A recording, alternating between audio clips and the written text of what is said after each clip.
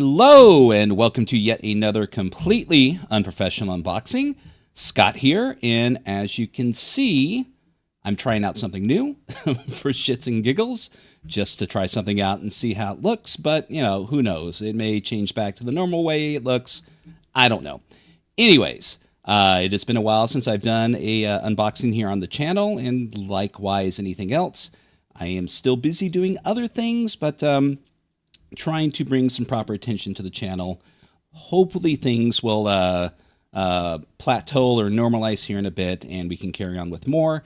But what I do have is a wonderful box today from a Kickstarter that I've been waiting a long time for and can't wait to open it and take a look at what's inside. But before that, just a few updates about myself.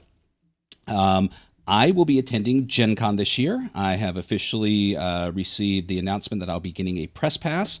So if you are going to be in Gen Con, look me up, let me know. Would love to see you. Would love to chat with you. Would love to have a game at the table. Maybe have a pint at the pub, whatever the case may be. But just hit me up. Let me know if you're going to be there, and I would love to see and chat, you know, with anyone. So anyways, we've got a wonderful little Kickstarter here. It is something that is interesting. I really was drawn to it for its premise.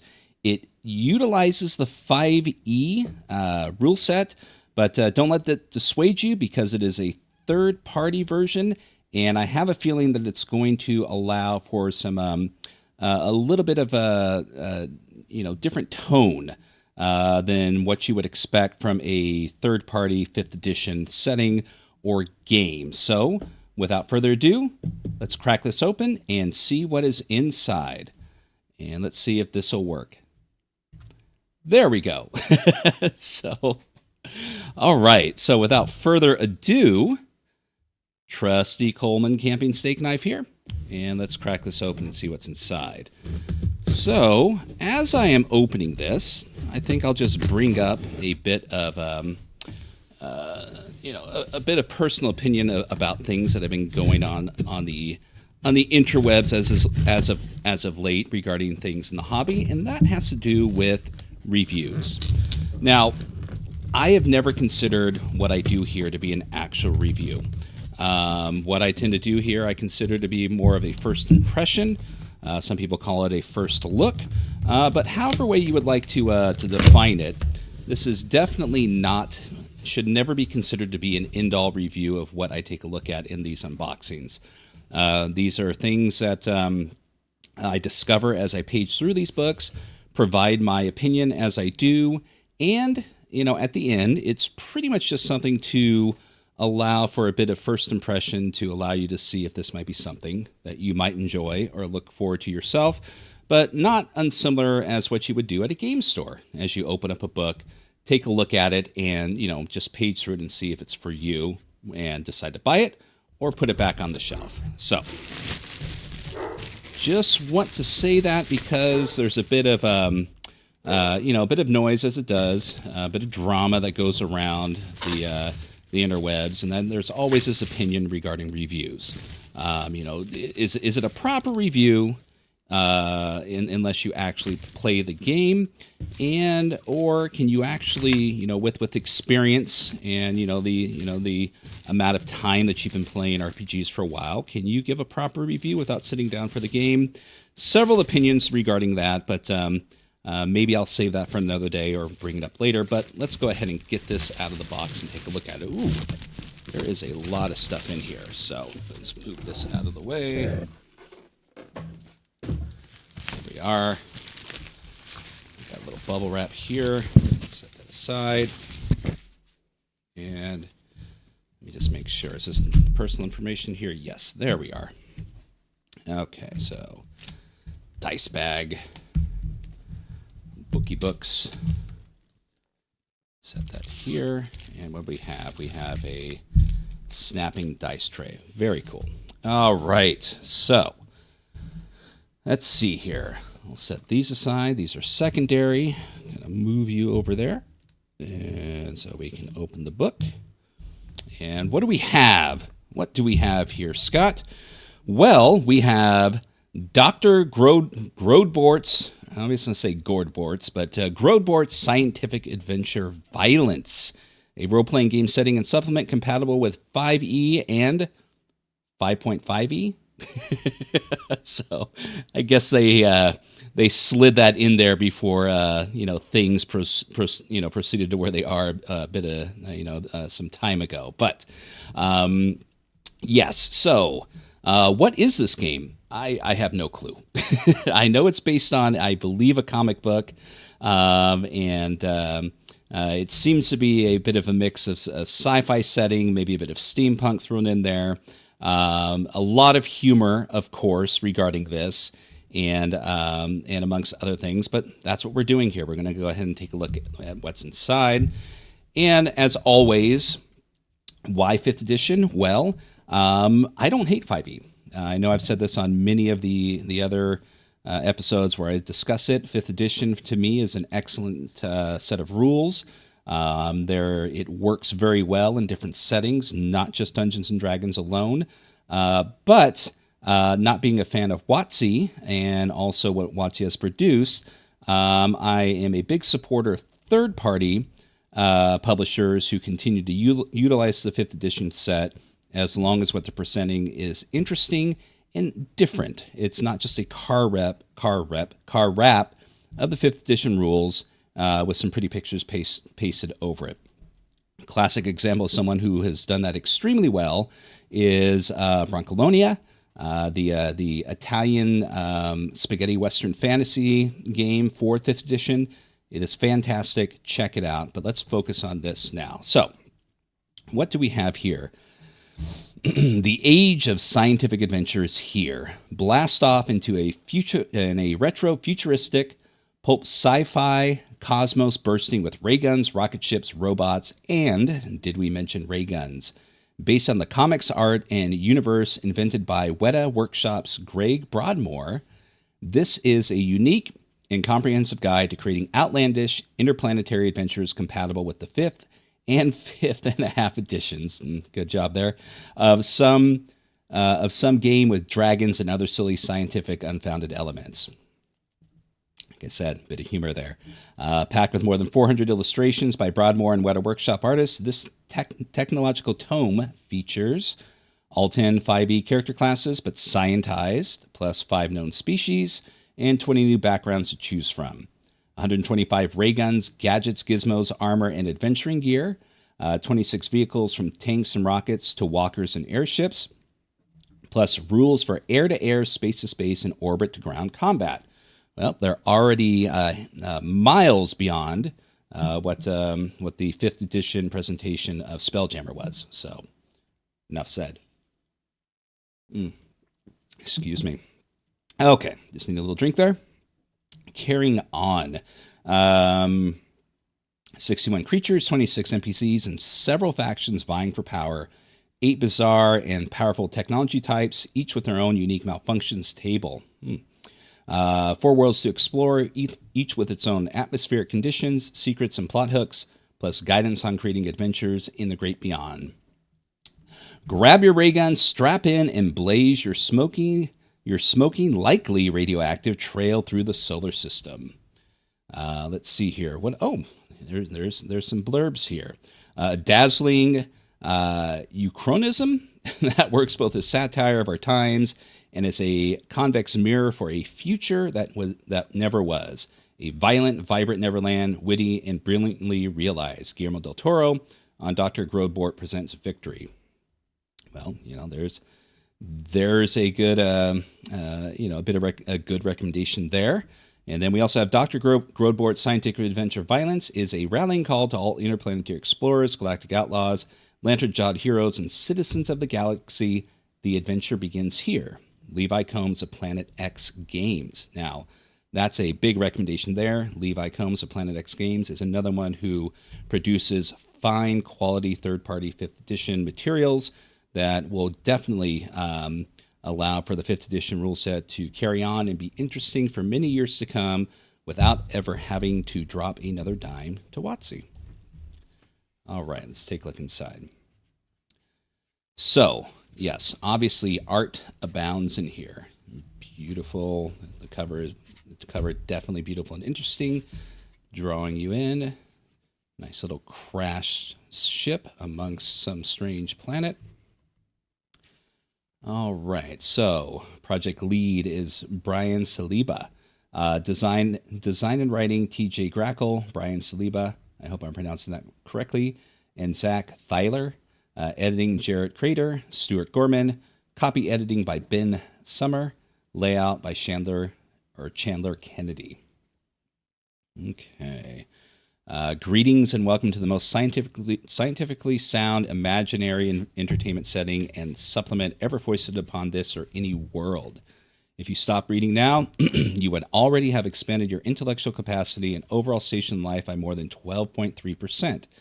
But don't do that. There's so much interplanetary daring just waiting for you to do. Avail yourself of any ingeniously devised, rigorously tested, astoundingly advanced equipment and set forth to make your mark on the solar system. If that mark is a small green globule that turns out to be all that's left of you, well, these things happen. Nothing ventured, nothing gained, as they say. And who knows? Maybe that globule will end up on the bothiel of a truly great person. Oh, bothiel. Bootheel. Is bootheel all one word? I don't know. Like Lord Coxswain. In which case, what an auspicious and F-bill fate it will have turned out to be. All right, table of contents. What do we have in here? Of course, we have our introduction. How do we play? Character creation, equipment, Grordbortian Mastermind Handbook, GM, Interplanetary Bestiary, Drama Personae, and the appendices. Okay, so we have here in big font, content warning. So what do they have to say here? Dr. Grordbort's Scientific Adventure Violence is a tabletop playing game setting and supplement for adults, specifically and crucially adults not offended by satire. Okay. For me, that should be enough said. Now, satire is, it seems to be something that should be universally understood, may not always be appreciated, but it depends on certain people, but I guess, for lack of a better term, if you're easily offended and you saw this within here, I would say, maybe it's not for me or you, but so subjects include colonialism, religious extremism, aristocracy, monarchy, speciesism, exoticism, genocide, out of control capitalism, exotic trophy hunting, propaganda, toxic masculinity, and sexism are present, and most importantly, lampooned. Okay, so there you go. So before you get your tidy-whities in a bunch, this is satire and a lampoon. Now, obviously, it's not glorifying these things, but it's going to be up front and center and presented as such. So, again, even if satirizing these things, which are, serious topics throughout the world, is not for you, then maybe this game is not for you. But if they are, and you're interested in lampooning, these particular topics, carry forth and carry on. While these elements exist in the world of Dr. Grordbort and ours, sadly, I see I've gotten ahead of myself. They have no place at the gaming table. Game masters and players share the responsibility of ensuring that all are welcome and have fun. Indeed, encountering in-game the buffoonish embodiment of most of this dreck, Lord Coxswain, can be highly amusing, but it's absolute hell sharing a real world table with someone who behaves like him, even if they are only pretending. But I'm just doing what my character would do is no excuse for behaving like a terrible human being. Okay. As with any new role-playing game, campaign is a good idea to gather the group for a zero session to talk through what's in the setting and what situations or themes might emerge over the course of the campaign. If you are the GM, be forthright with the group about the subjects they're in, and if anyone expresses discomfort about something, remove that bit. All right. Even if all the satirical elements are removed, there will still be plenty of gear, vehicles, equipment around which to build a campaign. A lot of groups employ specific tools to ensure that everyone is having fun and provide a way for handling things if anyone suddenly isn't. Consider establishing lines of bells or other communication tools, particularly if you're sharing a table with people that you don't know very well. Okay. That's very, very kind of them, and that's very nice of them to present their game as such. But again, even though, as I said, there's a lot of wonderful things in here that you can pick and choose and utilize in your 5th edition game, as it is with any third-party setting or game that utilizes 5th edition. The authors and the people who created this book, in my opinion, went through a lot of work to present what looks to be an over 300-page volume of satire on these particular subjects. And, definitely, as they said, make sure that people are okay with this. You want to buy games such as these to enjoy them for what they are.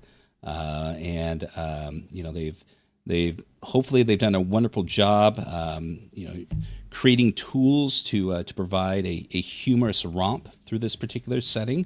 I know humor can be hard to do in role-playing games, but again, some people may not appreciate this. So, take their suggestion to heart. And I would prefer, personally, if I was running this, that everyone is on the same page, rather than find out after the fact that they don't appreciate these certain things. So be open. You got a list here. We're gonna be playing with these particular toys, and granted, they're not meant to be taken seriously, but they are going to come up. So if this is not for you, rather than have to remove a lot of these satirical elements, maybe the game is not for you, and allow the other people at the table who have no issue playing with these toys continue on. It's just my opinion. All right. So more beautiful artwork here, presented in kind of like a postcard style here. It's Our Planet, Bugger Off. Nice. So yeah, I would imagine there's going to be a lot of dry British humor within here. All right, so we've got a timeline here with a description of the different planets in our solar system. So already this kind of gives off a space 1889 vibe, War of the Worlds, League of Extraordinary Gentlemen kind of thing going on here. Kind of stuff that I dig, and I know others appreciate, but probably a bit of a more humorous approach to this than some of those that are, taken a bit more seriously. A couple of different factions here: British Colonial Expedition Forces, the Church of England, Daggersphere Inc., and Dr. Grordbort's Industries. So you've got a lot of factions here to play with. Never mind the bollocks. How do we play? Exactly. And I'm glad this is up front. I'm not going to say I hate. I do enjoy lore, but I enjoy the lore after I kind of have a general idea of how the game works. They have a little brief introduction here, and then they get down to the nitty-gritty.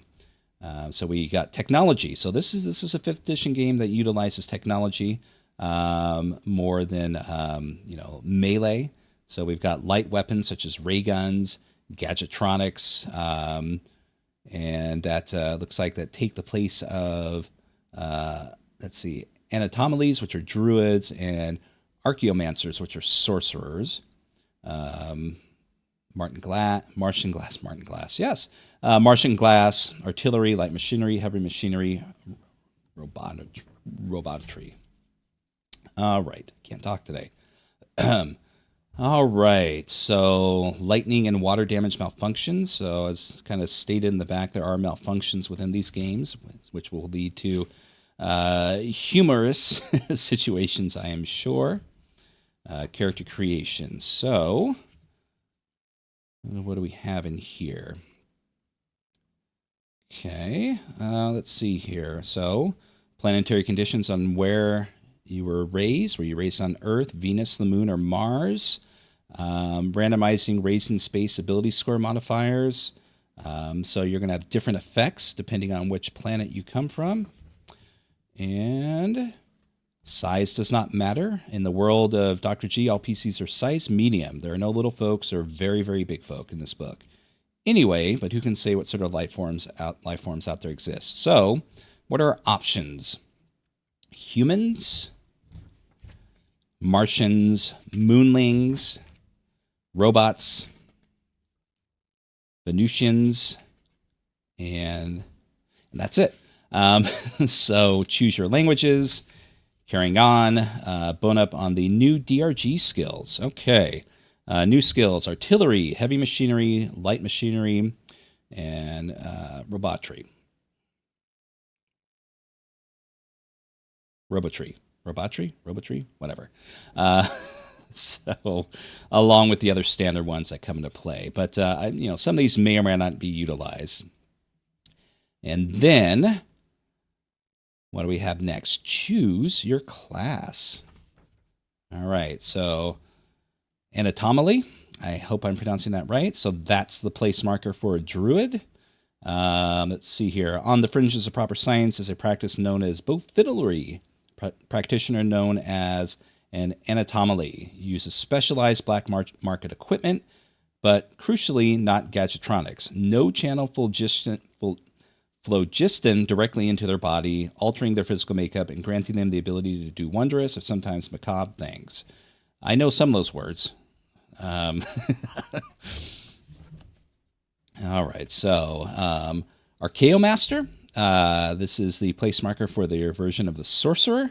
Let's see here. They have two things that a lot of powerful factions and individuals would kill for: a piece of ancient Martian technology known as Martian glass and the ability to use it.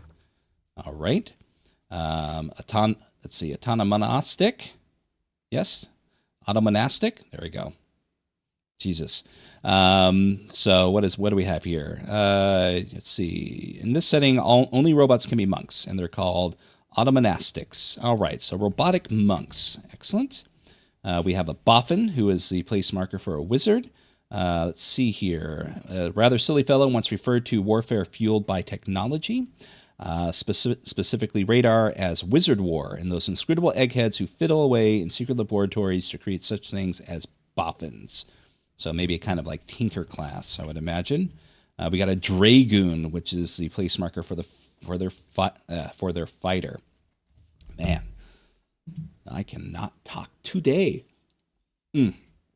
So, even with the new curtains on my channel, this is still a very unprofessional unboxing. So there are those who excel at kerfuffling. God, Donnybrooking. So I'm going to have to practice, talking if I ever run this game before, so I don't stumble over myself as I try to read these things. But anyways, kerfuffling, Donnybrooking, and sticking the boot in, and those who do not. You're one of the former. Sharpen bits of metal, pshaw. Bend that battle axe, an outdated moniker. Grab a sparking, sputtering ray weapon powered by poorly understood substances and start dragooning. Jesus Christ. You mediate? Maybe? Close? Okay. This is the age of science, reason, and mass media. What would Gutenberg and Fermi say if, having gone all of the trouble, they saw you, a wildly charismatic person with something of value to share with the world, swanning about with a harp to impress the birds or passing the hat at a local dive? Bollocks. That's what I say, but in German or Italian or something. It's time to think bigger. It's time to frame your bardic powers in a term of mass dissemination. Let's see here. These are those with the ability to do great good and harm, with their incisive prose, hard-hitting exposés, moving verse, candid photography, or, if you must, music. Evangelical engineer, that is a cleric.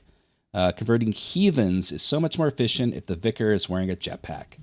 I mean, enough said. We got the jackanapes, which is the barbarian. Sporty type? Let's see. In the modern scientific age, barbarism, isn't so much defined by cultural relativism as by psychology.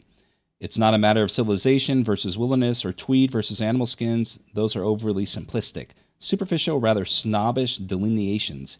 Here, barbarians styled jackanapes are PCs who are more in touch with their primal instincts, or their id, according to the revolutionary theories of Dr. Freud, which are just coming into vogue at the time. All right. And we got Protodentured, there we are.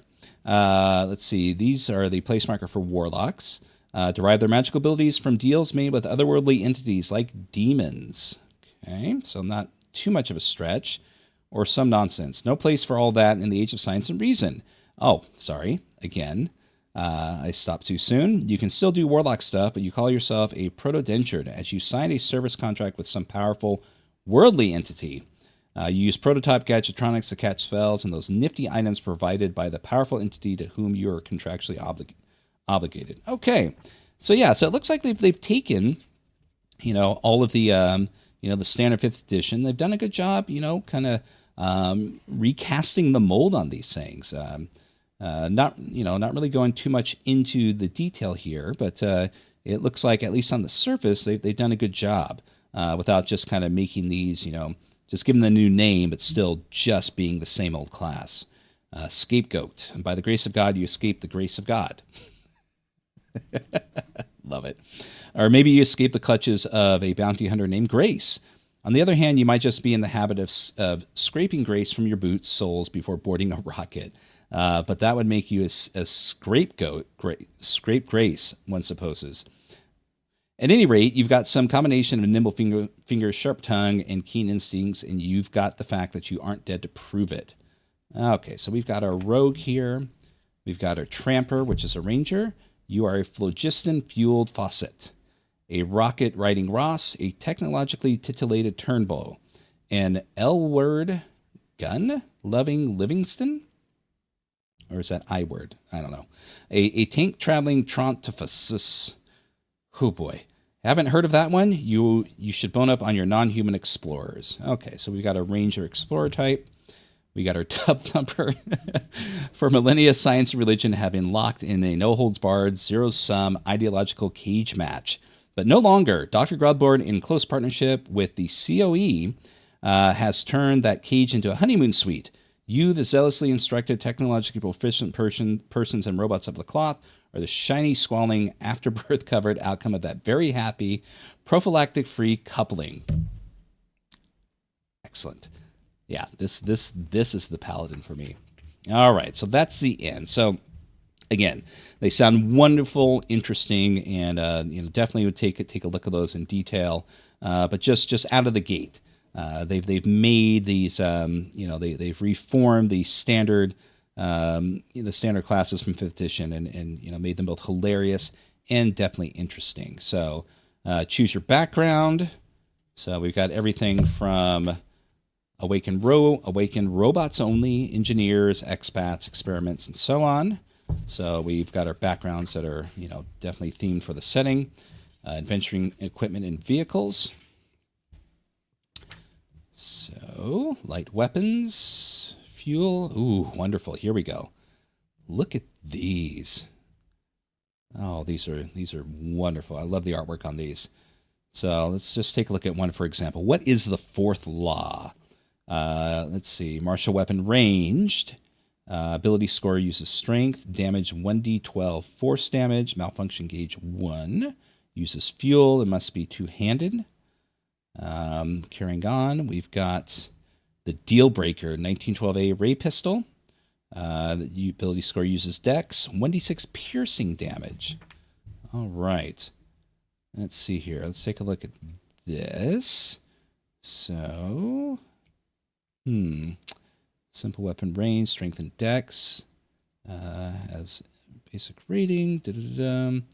Okay, so just kind of take a looking at these to see if they have, other than just the look, if there's any differences. And it looks like some of them depends on the ability score.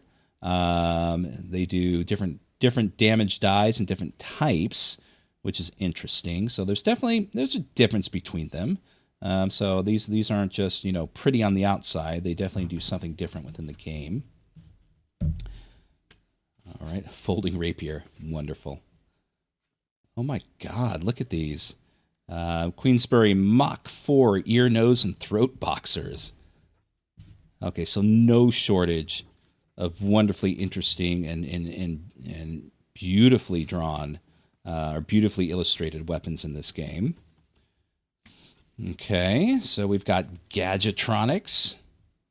Yeah, see, I love this. One thing I know that it costs prohibitive in certain games, but there's a lot of games out there, especially sci-fi games, where they don't provide illustrations for all their gadgets.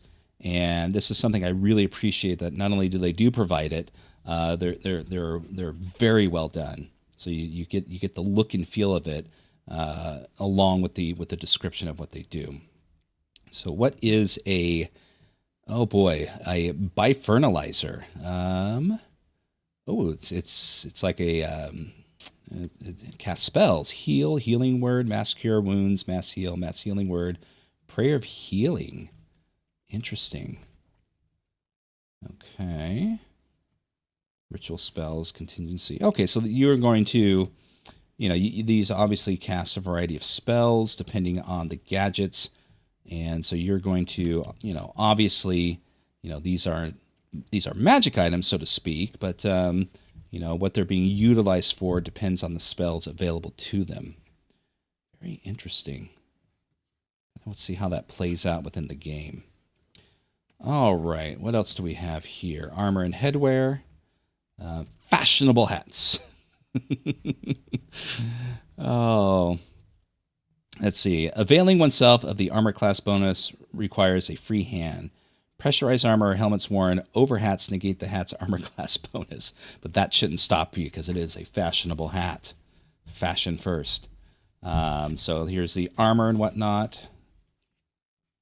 Yeah, again, so I mean, if the setting's not for you, my God, as they said, there's wonderful stuff in here that you can take and utilize in any sort of sci-fi game that you're utilizing 5e settings for, and definitely worth the price of admission so far, in my opinion, for that alone.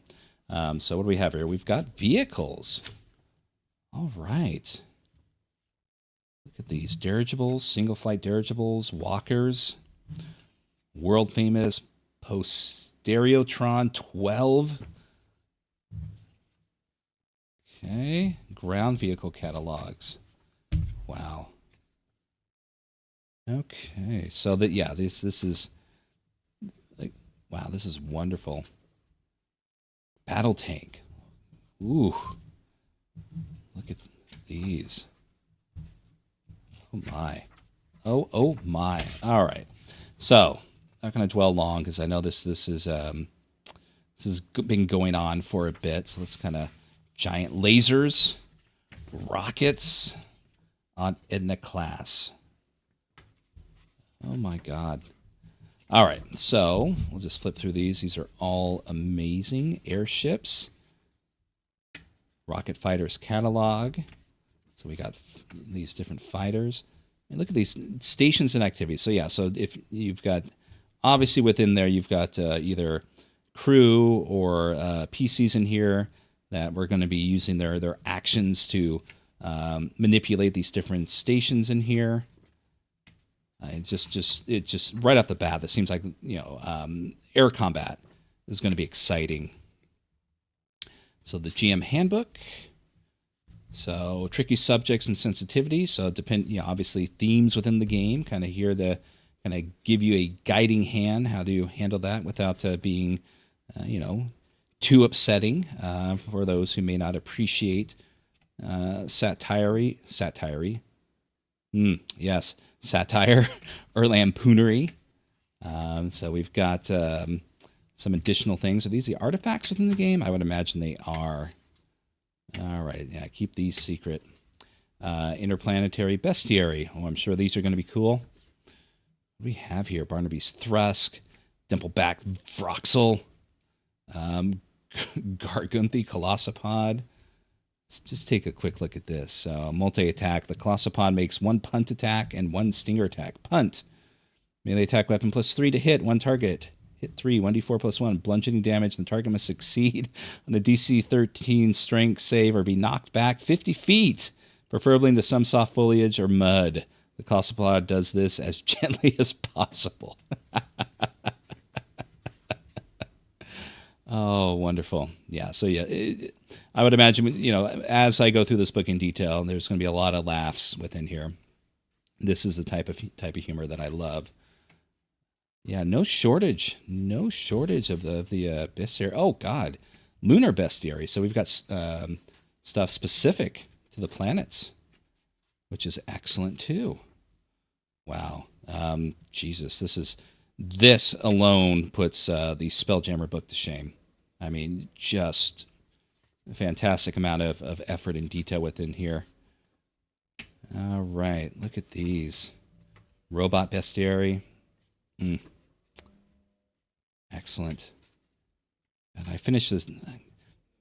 I'm definitely considering. I'm currently running an old school essentials game, and if they once we get through this particular venture, if they want to carry on, that's fine. But if they want to try something new, this might be one to push them. They're 5e fans, but I am not running any WotC stuff, and so I've been trying to find something they might like. I tried suggesting Brancolonia, and they kind of seemed okay with it. But this one just might be different and odd enough that they might be into it. I'm going to enjoy playing, running it because, this is something different than Dungeons and Dragons, as the regular 5e D&D vanilla has just kind of stagnated on me. So it'll breathe a bit of fresh air into me running it, and it's going to be interesting and different enough that they'll be playing with familiar rules, but it'll be new and exciting to them. So we got NPCs, moonlings, and we're almost to the end, just generic NPCs, malfunction tables. All right, I'm just going to read one of these. I've been interested in what these are. Now, it's going to be very difficult and hard for anyone to match the foibles and fumbles of any DCC critical fail or malfunction table. But and I understand this is 5th edition, so it's not going to, their goal is not to cause as much detrimental damage to your players as possible, but these might be interesting. So let's take a look at one. All right, external gas combustion, also known as backfire. Fire failure, no. Let's see here. The operator and all creatures within 20 feet are deafened until they complete a long rest. Okay, fair. Excuse me. Of course, they got to be within the 5th edition rules to a degree. So, what's quite a memorable zappy buzz. The operator takes 2d8 lightning damage and is stunned until the end of the next turn. Checks to use the artillery have a -1 penalty until it can be repaired. That's a good one. Okay, Bofidlery. Sustain pleasant tingles in delicate areas. Spell failure, no. For the next hour, you are unable to remain still. All right. So, yeah, so there's a little bit of humor thrown into these things, which is excellent. Okay. Wow. Wow, that's all I have to say. This is definitely seems to be providing some excitement. Let's see here. Tuppenny equipment. All adventurers dream of one day getting their hands, tentacles, grasping devices, and what have you on top-quality state-of-the-art late model equipment from Dr. Grordbort's Industries. Alas, not everyone has pockets with the requisite depth for making such a purchase. Okay, so yeah, so these are kind of ramshackle, not up to par equipment that they can use until they can afford to get something new. That's great. And wonderful index. And a bit from the authors here, and Mining the Monster Manual. Okay, so a bit of information on how to go through the standard monster manual, and Venusifying, Moonifying, and so on. Random types of intel, and we close the book. Ooh, jeez.